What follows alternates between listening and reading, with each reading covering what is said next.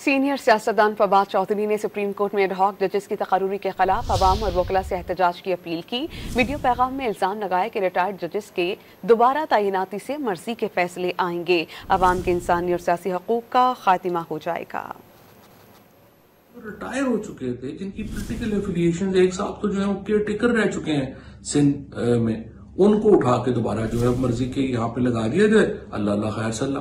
पाकिस्तान के जो हर शहरी और पाकिस्तान के हर वकील की खसूसन ये जिम्मेदारी है कि वो इस नाइंसाफी के खिलाफ खड़ा हो, क्योंकि अगर ये हो जाता है तो फिर अल्लाह अल्लाह खैर सल्ला, फिर तो हमारे इंसानी हकूक भी खत्म है, फिर हमारे पॉलिटिकल राइट्स भी खत्म है और फिर मर्जी के फैसले हैं, फिर चाहे जो मर्जी करता है फिर।